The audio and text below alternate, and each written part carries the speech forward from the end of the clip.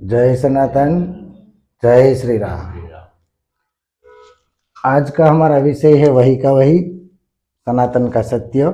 उसमें 16 संस्कार का जो हम लगातार आगे बढ़ रहे हैं, उसमें आज 7वें संस्कार के बारे में बात करेंगे और उसका नाम है अन्नप्राशन संस्कार। अब आप कुछ सवाल लिख के भी लाए हैं जी। अन्न प्रशासन संस्कार के बारे में समझाइए। अच्छा, अन्न प्रशासन नहीं है, अन्नप्राशन है।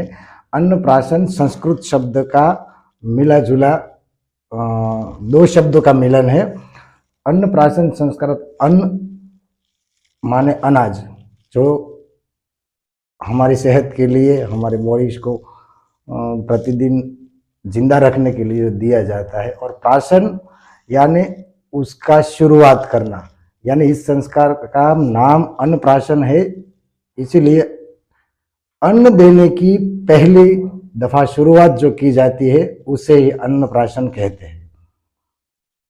और आगे अन्नप्राशन संस्कार का जो महत्व हमारे सनातन धर्म में बताया गया है, उसका महत्व इसलिए बताया गया है कि शिशु जब 5 से 12 महीने का होता है उसके बीच किया जाता है, क्योंकि 5 महीने तक उसके दांत नहीं होते, इसलिए वो माँ के दूध से ही अपना पेट भरता है और उसी की ही उसको ज़रूरत होती है तब तक, क्योंकि उसकी जठराग्नि वगैरह, उसका बॉडी स्ट्रक्चर पूरा तैयार ही नहीं हुआ होता है। वही इसीलिए वो दूध के साथ साथ थोड़ा सा अनाज की भी शुरुआत करने के लिए अन्नप्राशन संस्कार हमारे सनातन में दिया गया है। अब उसमें 2 विभाग है। अगर बच्चा बेटा है तो उसको 6, 8, 10 या 12 महीने की उम्र के हिसाब से करना चाहिए। अगर बच्चा बेटी है, बच्ची है तो बेटी है, तो उसको 5, 7, 9, 11 सम विषम, सम महीनों में बेटे को और विषम महीने में बेटियों को अन्नप्राशन दिया जाता है।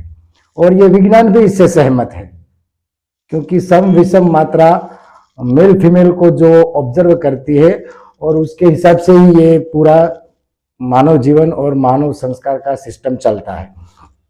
तो इस हिसाब से जब दांत आ जाते हैं तो उसको खाने की जरूरत है, ऐसा प्रकृति हमें इशारा देती है। क्योंकि जब तक दांत नहीं थे तब तक आपने कभी ध्यान दिया होगा कि 5 महीने 6 महीने से पहले का बच्चा जो होता है ना, उसको जब भूख लगती है ना, तो उसका खुद का हाथ उसके हाथ में आ जाए ना, कुछ चूसने का प्रयत्न करेगा, क्योंकि उसको यही ग्रहण करना है, चूस के ही उसका पेट भरना है। लेकिन 6 महीने बाद अन्नप्राशन संस्कार हो जाता है, उसके बाद 8 महीने, 10 महीने, 12 महीने हो जाते हैं, तो वो बच्चा जो खिलौना हाथ में आएगा उसको काटने लगेगा, ऐसी हरकतें करेगा। तो हमें समझना चाहिए कि अब ये खाने लायक हो गया है उसका शरीर। इस हिसाब से हमारे सनातन में ऋषि मुनियों ने बहुत से रिसर्च करके ये समझाया है कि चूसना मतलब पेय पदार्थ का सेवन करके पेट भरना, और चबाना काटना उस ऐसी हरकतें, ऐसा इशारा समझाती है कब उसको चबाने के साथ साथ कुछ ऐसे तरल पदार्थ से भी बढ़कर कुछ ठोस पदार्थ जो पच सके। शुरुआत में तो हम उसे सिर्फ चावल से बने ही खीर वगैरह ही दे सकते हैं, क्योंकि चावल अक्षत ही ऐसा है जो देवों के दरबार में वो देव भोजन है, वो जो अन्न है वो देव अन्न है। हमको शायद पता होगा कि हम जब हमारी देवी को प्रसाद नैवेद्य वगैरह लगाते हैं तो वो ज़्यादातर चावल के होते हैं। खीर, हमारे यहाँ गुजरात में तो मेलडी माता है तो उसका खिचड़ा बोलते हैं, तो खिचड़ा जो होता है वो उसमें भी चावल ज़्यादा होता है। तो इस हिसाब से देवों का जो अन्न है वो पहले से युगों से चावल चला आता है। और आज भी हम खीर कुछ भी करते हैं तो एक जो शरद पूनम पूर्णिमा होती है उसमें भी वो चावल का कुछ खीर वगैरह बना के छत पे रखते हैं, तो वो देवों का अन्न है। इसलिए देवों के माध्यम से मान्यता दी गई हुई अन्न को ही बच्चे को पहली बार दिया जाता है, और वो भी सोने की चांदी की कटोरी में, जिसका जो परिवार की जो क्षमता है, हो सके तो ऐसा विधान है, जरूरी नहीं करना, लेकिन हो सके तो चांदी की छोटी सी चम्मच ला के उसको चटाना चाहिए, ऐसा है। और इसके पीछे एक विज्ञान भी है। आज तक जो बच्चा दूध से पेट भर रहा था, तो उसके बाद उसको अन्नप्राशन दिया जाएगा, तो वो एक संस्कृत में एक श्लोक भी है, इसके विधान से ही शुरू किया जाता है, पहली दफा जिसको दिया जाता है, अन्नप्राशनात् मातृगर्भे मलाशयद्यपि शुद्ध्यति, यानी पेट में जो लिक्विड के फॉर्म में जो अब तक पेट भर रहा था बच्चा पेट के अंदर, वो बाहर आने के बाद दूध के हिसाब से पेट भर रहा है, वो भी लिक्विड ही हुआ, पेय पदार्थ ही हुआ। तो उसका कुछ अगर अंदर है जो अब जरूरी नहीं है उसको, तो वो उसको निकाला जाए, उसकी सफाई हो सके, इसलिए पहले चावल, खीर वगैरह, और खीर में भी शक्कर नहीं मिला, शक्कर मिलानी नहीं है, चीनी नहीं मिलानी है, शक्कर मिलानी है। चीनी से तो परेशानी बढ़ भी सकती है। तो ये है हमारे संस्कारों का विधान। अन्नप्राशन प्राशन संस्कार के क्या? अच्छा, कहाँ करना चाहिए, लिख के तो लाया। हाँ, तो अन्नप्राशन संस्कार दक्षिण भारत में तो लोग मंदिर में जाते हैं। केरल में गुरुवायूर नाम का मंदिर होता है, वहाँ के देव देवता कुछ होंगे, ज़्यादा तो पता नहीं है, लेकिन उसी मंदिर में जाके करते हैं। और मध्य भारत, उत्तर पश्चिम भारत में तो सब अपने घर में करते हैं, कोई नज़दीकी मंदिर में भी जाता है।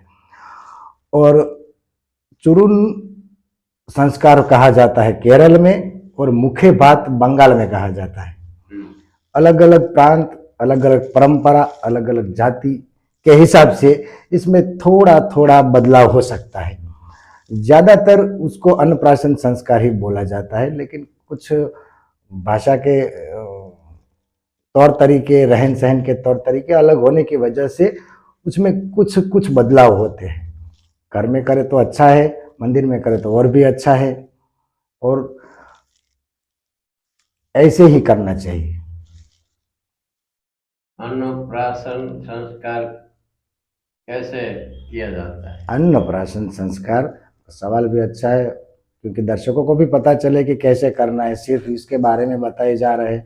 तो अन्नप्राशन संस्कार, बच्चे सुबह जल्दी उठ के नहा धो के बच्चे को भी स्वच्छ कपड़े पहनाए, मौसम के हिसाब से। अगर सर्दी का मौसम है तो स्वेटर वगैरह साथ रखे, स्वेटर पहनाए, और ढीले कपड़े पहनाए, उसको ज़्यादा टाइट नहीं पहना है, बच्चा हाथ पे हिलाएगा तो उसको परेशानी ना हो, इस हिसाब से पहनाए। और उसमें बच्चे को अन्नप्राशन की विधि में अपने रिश्तेदार और परिवारजन ज़्यादा लोगों को इकट्ठा करेंगे तो सब खिलाएंगे, तो उसका पेट भी बिगड़ सकता है। और ज़्यादातर सब समझदारी के साथ, बच्चा छोटा है तो सब एक विधि ही निभाए, थोड़ा सा चटा के अपने आप को संतुष्ट मान ले, चलो मैंने भी बच्चे को खिला दिया। लेकिन इसमें पहला अधिकार उसके मामा का है। बच्चे के मामा उसको गोद में लेके बैठते हैं, और पहला अन्न का जो दाना है वो मामा के हाथ से जाना चाहिए। इसीलिए मामा को भी निमंत्रण दिया जाता है और उसको बुलाया जाता है। अन्नप्राशन में बच्चे के कैसे भोजन कैसे खिलाएं? भोजन दिया हाँ, जाता है?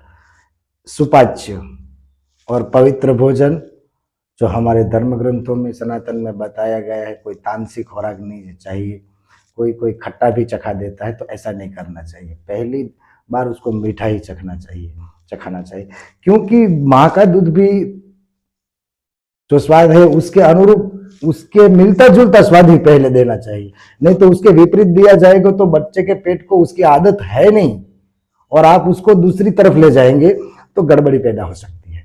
इस हिसाब से मिठाई, शक्कर वाली खीर ही देनी चाहिए, ऐसा है। अन्नप्राशन संस्कार की नीति के समारोह समझाए। में टिप्स टिप्स टिप्स चाहिए। समझाइए। हाँ, आज के ज़माने में कुछ लोग अगर करते भी है तो अच्छी बात है। उसकी टिप्स में ये है कि आप एक निमंत्रण पत्रिका भी प्रिंट करवा सकते हैं, लोगों में बांट सकते हैं। उसमें बच्चे का फोटो भी हो सकता है, कोई परिवार ऐसा करता है, हमने देखा है।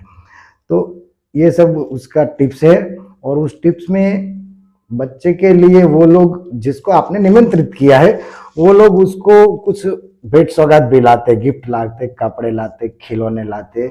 जो जितना नज़दीकी रिश्तेदार है, जिसको ज़्यादा उसको उसके हिसाब से प्यार और भाव है, उस हिसाब से वो सस्ते महंगे अपने बजट के हिसाब से बच्चे के लिए ये सब लाया जाता है और लाते हैं।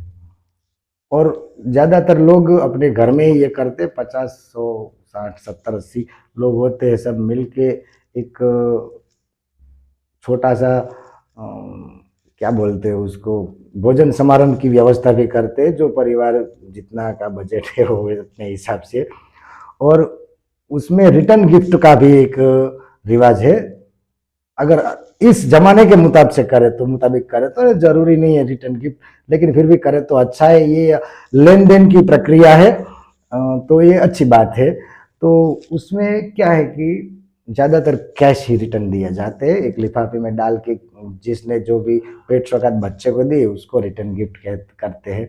यहाँ गुजरात में हमारे ऐसा है कि अगर बहन भाई की शादी में आई है और वो कुछ भेंट सौगात देती है तो वो रखना नहीं चाहिए, उसको कुछ बढ़ा के रिटर्न कर देना चाहिए। उसी तरह इस में भी ऐसा ही है। और उससे पहले एक बात मैं कहना भूल गया, अन्नप्राशन संस्कार में जो विधि है ना, उसमें कि भाई हम जो भी करें, जो भी कार्य करें हमारे जीवन में, उसको पहले त्याग दे, बाद में उसका भोग करें। समझ रहे हैं आप?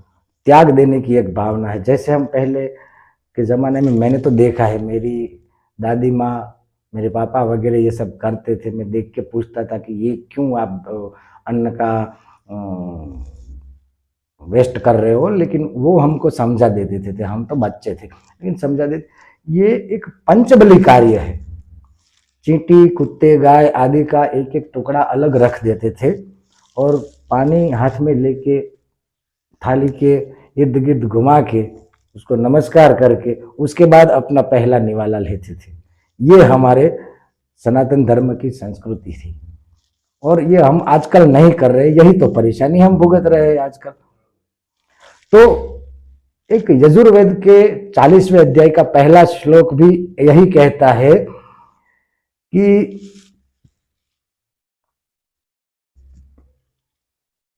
नहीं, वो श्लोक ऐसा था कुछ, तेन तक्तेन भुंजिता, अगर मैं जो ग्रहण कर रहा हूं वो मेरी सिर्फ जरूरत है, कमजोरी नहीं, और मुझे ज्यादा खाना भी नहीं। मैं अपना जीवन चलाने के लिए आखिरी घड़ी के मुताबिक ये लेता हूं, इससे पहले त्याग कर देता हूं। त्याग के बाद उसका भोग किया जाता है। ये हमारी संस्कृति थी। और इसी तरह अन्नप्राशन संस्कार में भी बच्चे को जो दिया जाता है पहली बार, वो भी जमीन पे लगाया जाता है, उसके बाद बच्चे को दिया जाता है। बच्चे में भी त्याग की भावना आनी चाहिए कि जो मैं ले रहा हूं वो मैं पहले छोड़ रहा हूं, उसके बाद ग्रहण कर रहा हूं। त्याग की तब, जबकि उससे लगाव ना हो जाए, ज्यादातर उसका अतिरिक्त भी ना हो जाए। इसीलिए ये सब संस्कार थे। और इसी तरह आज का जो 7वां संस्कार है, अन्नप्राशन संस्कार, इसको हम विराम देते हैं, क्योंकि बातें तो इसके बारे में करते जाएंगे तो बहुत लंबा भी वीडियो हो जाएगा। दर्शकों की भी इतनी क्षमता नहीं होगी कि वो मुझको झेल सके। और जो भी इसमें मैंने बोला है वो सब धर्म ग्रंथों में और कहीं ना कहीं हमारे सनातन में कहीं से सुना, कहीं से पढ़ा, कहीं देखा, यही कुछ है। इसमें अगर कोई क्षति है तो वो हमारी है, मेरी है। इसको छोड़ दीजिएगा, जो सही लगे वो सही है। अगर मैंने कुछ बताया है इसमें तो जो अच्छा है वो सर्च कर लीजिएगा। आजकल तो गूगल है, पहले जमाने में तो ये था नहीं। आजकल गूगल कर लो, सब कुछ अपने आप इंफॉर्मेशन आ जाएगी, तो उस हिसाब से कर ले तो अच्छा है। बच्चे के भविष्य के लिए अच्छा है, आपके परिवार के लिए अच्छा है। अगर धर्म से जुड़े रहेंगे तो ऊर्जा अपने आप अंदर बढ़ती रहेगी। इसी के साथ ही हम आज का विषय ये अपने हिसाब से समाप्त करते हैं, नहीं तो ये तो बहुत लंबा जाएगा, है ना। हाँ, तो जय सनातन, जय श्री राम।